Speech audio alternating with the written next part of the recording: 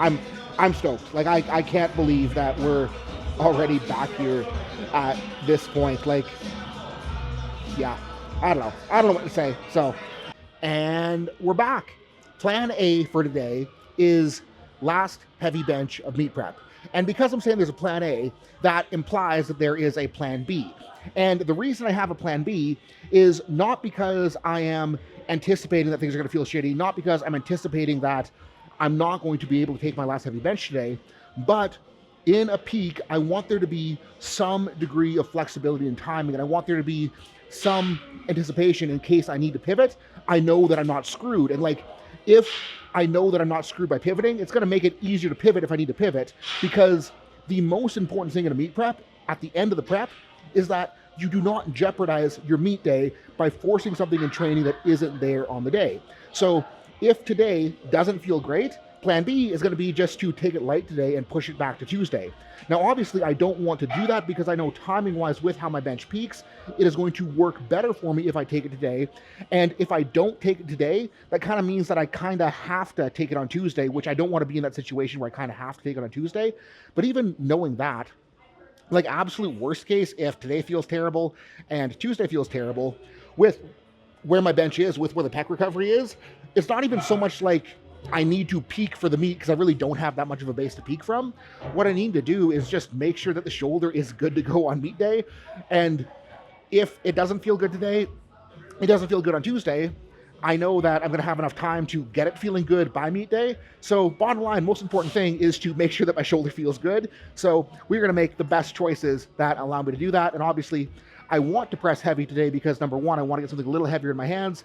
Number two, I want to do that a little bit further from the meat so I can know I can be fresh on meat day. But that's kind of where my head's at. That's where the plan and the pivot options and everything's kind of coming together. So let's get warmed up and get into it.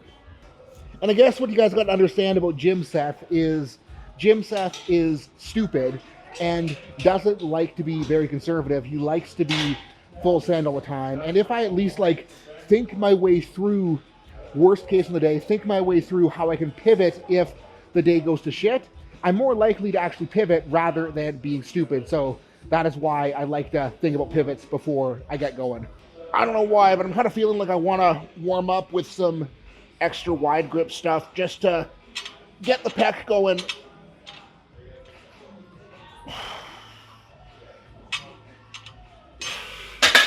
And then we'll do the normal reverse grip.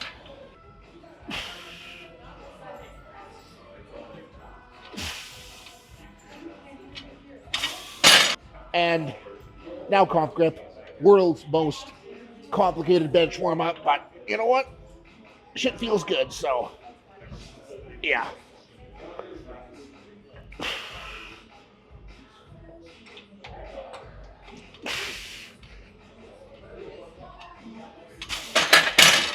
And I can kind of feel the pec a little bit, but I've also felt the pec kind of, you're fine.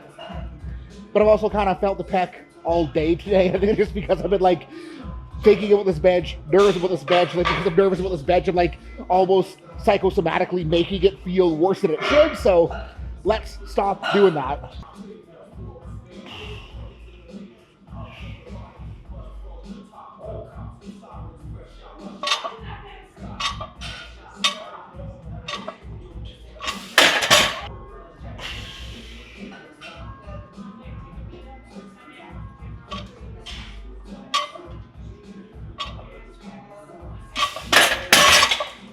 And I was just talking to Darrell about this, but the difference between having a plan in case you need to pivot and being a pussy is, if I was a pussy, I would just say I'm not going to bench today.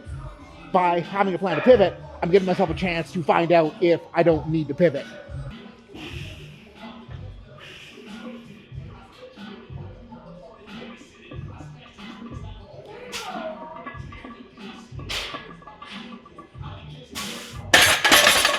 Reverse grip PR.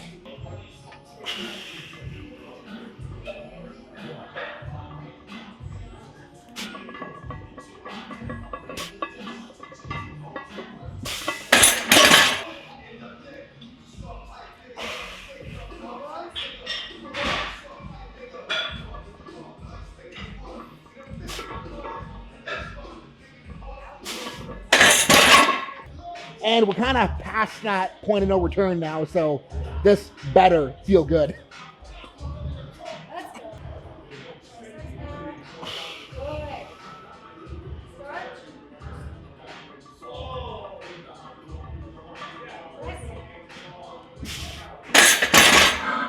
And that felt okay, not great.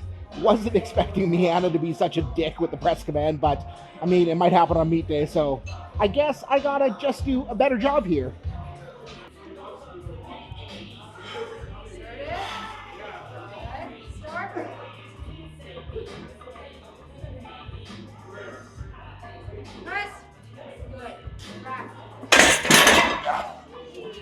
That felt better. Pulled the camera back for the Instagram crop. Managed to spill my water all over myself, but we got 395 on the bar. This might be meet day opener. We'll see.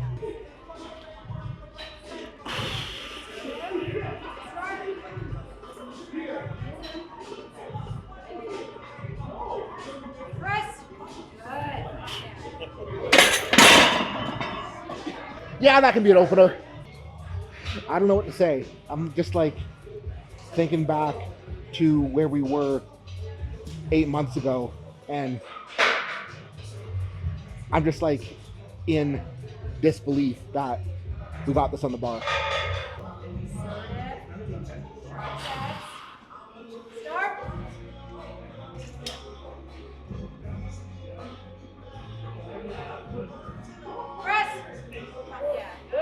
Let's fucking go. I thought she was gone. So there we go. Didn't have to pivot. And knowing how my bench peaks, or at least how my bench used to peak pre-pec surgery, like that moves slow, but I always get such a big supercompensation effect on meet day with bench that, like, I really think that 200 kilos is in the cards right now, which should be enough to set me up for a really freaking cool total. So yeah, I'm stoked. Like I can't believe that we're already back here at this point. Like, yeah, I don't know what to say. So I guess time for the last real push on some JMs, and straight to 2 because we're pushing them today.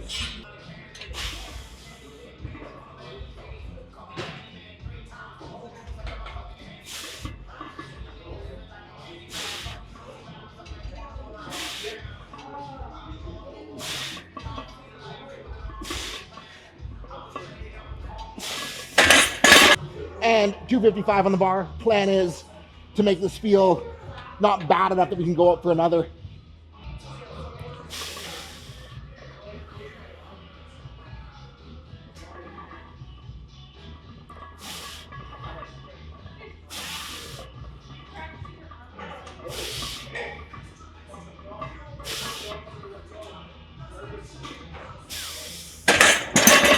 Okay, 275, post pec JM PR.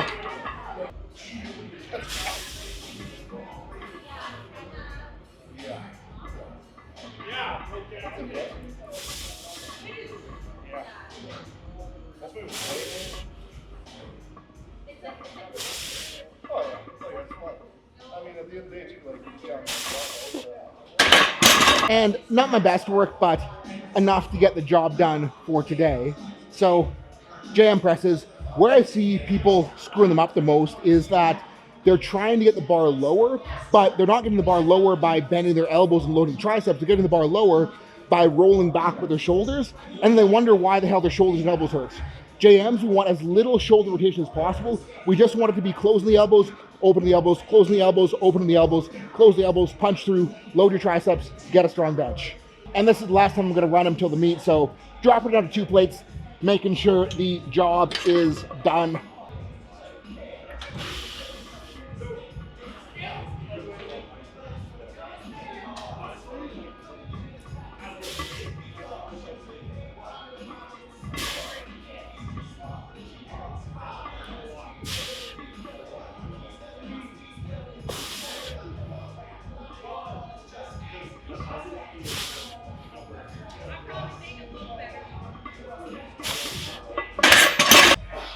And last push on these two, so starting at the 80s.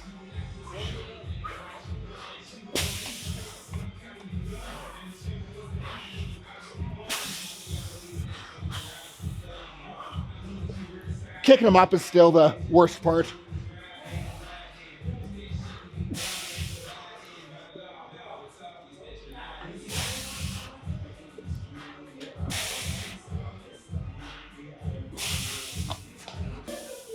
This one up at the elbow.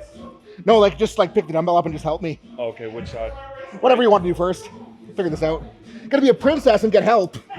You good there? Yeah, a little less iron. I got her. There? Yeah. Almost sketchier. There we go. That was better than kicking him myself.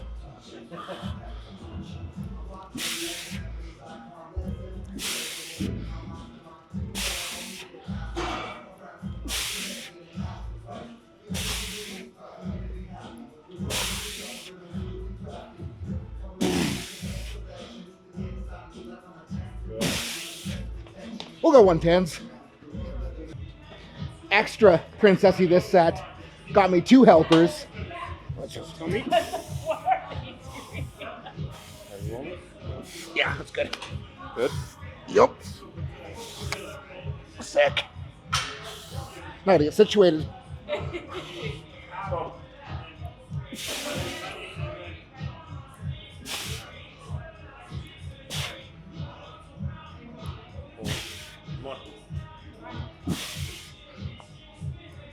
Good. I was close. I was trying to think smart. Yep.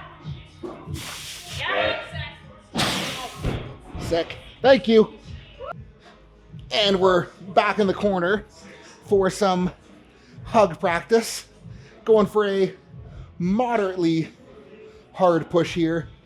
Nothing too crazy, just trying to get a nice stretchy stretch, nice pumpy pump, nice squeezy squeeze.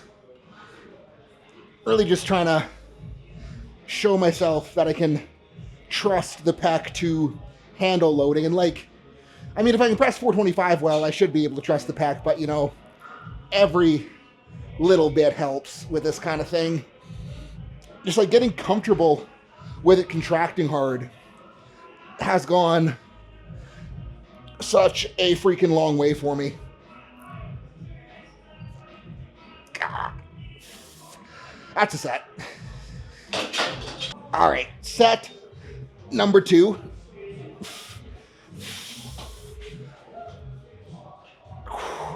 Oh yeah. Same weight as last set. Didn't feel the need to go up with how quickly that last one became challenging. This is also like a really flattering angle. I'm glad I put the camera here.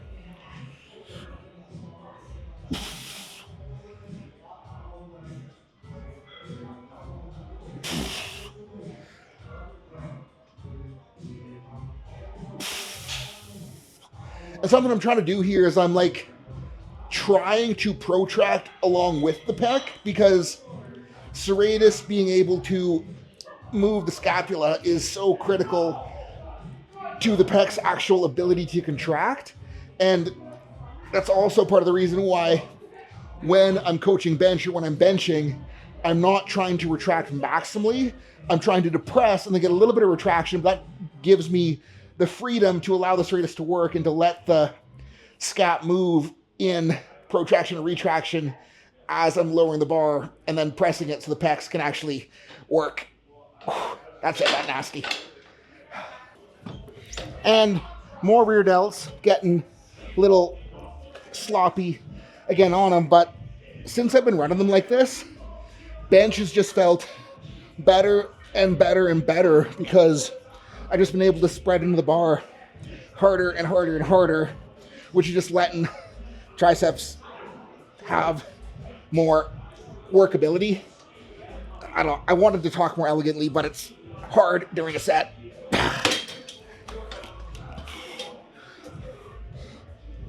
And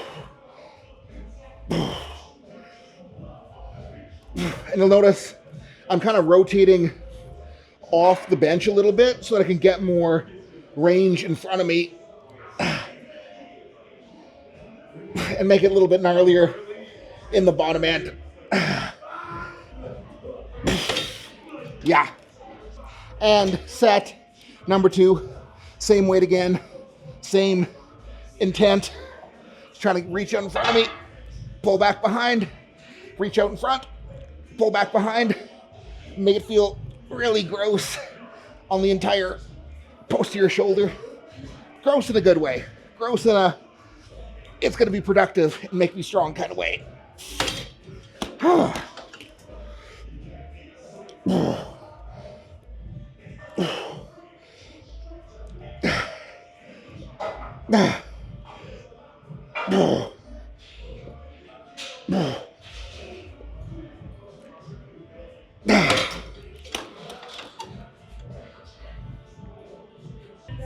And the cable area is finally open.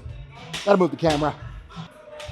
As I was saying, cable area is finally open for me when I want to run the cable hip flexors, so we are taking advantage of that. And again, like, I'm not pushing these very hard. I'm really just trying to like remind my hip flexors that they have a job to do for Sunday. I don't want to be fatigued for Sunday, but I want them working for Sunday, so giving them a little bit of a prime before we have to take our last heavy deadlift. Because unlike bench, with deadlifts, Sunday's going to be 2 weeks out exactly. So I don't really have an option for another day to take that pull. So we kind of got to do our best to make it happen with what we got. So just trying to set myself up to be able to pull well. And in case this is the first time you guys have seen me running these, whole goal here is to flex the glute hard on the stabilizing leg, set brace, pull knee up, slight pause, let us carry into a little bit of hip extension, trying to not dump the pelvis. Like, some pelvic dump is going to be almost inevitable. We don't want to be just like flopping around. That actually kind of hurt my back. We don't want to be flopping around like that. We want to be relatively stable here through the pelvis, because like pelvic movement with hip flexion is a good thing in terms of existing as a human and being able to move athletically, but I want these to carry over to my ability, or to my hip flexor's ability, to contribute to my brace in the squat and deadlift. And bracing on a squat and deadlift, we don't want our pelvis flopping in the breeze, so doing my best to keep the brace on and just pull hip flexor without letting that pelvis go too much. And like, if you got hip funk, just try these, because like 7 times out of 10, they are going to make your hips feel freaking wonderful. And I'm at that spot now where they feel good, so that's that. And that is that, because work is done for bench press. One more real session left with the last heavy pull on Sunday, and then it's just time to freshen up for meet day. And like, sitting here, I'm almost like in disbelief that I made it to this point. And like, I shouldn't be that surprised, because like, I tore my pec. I didn't forget how to power lift. I didn't forget how to set up a meet prep. I didn't forget how to rehab. But knowing where I was 6 months ago, knowing where I was 8 months ago, knowing where I was like on the day that the pec tore, I don't have words for how cool it is to be in this position. Because like, when I signed up for the meet, my only goal was to just get on the platform to tell myself that I wasn't done. Like, I just wanted to have a target to aim for, and like have a reason to train, have a reason to rehab hard, and have a reason to just do the best that I could. And like, now that I'm here, like, the best that I could turned out a lot better than I was ever expecting. It's like, I'm sitting between sets, like thinking about math. Like, I got a decent shot at a PR total after a pec tear. Like, 9 months after a pec tear, I can PR my total, which I never would have thought possible. And like, there's room. Like, there is room. So I'm just stoked. And like, even if the meet sucks, like even if I shit the bed, even if I go 3 for 9, even if I bomb out for some stupid reason, like, I am stoked that I put this prep together. And like, this was by far one of the most challenging meet preps I've had in my powerlifting career because of everything that I had to figure out and relearn and tweak and change and adjust because of the pack. But it's also been one of the funnest meet preps I've had. And like, powerlifting is freaking fun, but it's only fun because it's hard and we have to overcome shit, and the overcoming shit is what makes it fun. So guys, that is what I got for today. Thank you so much for watching. Thank you for supporting the channel. Hit that subscribe button. Peace out and have a good night.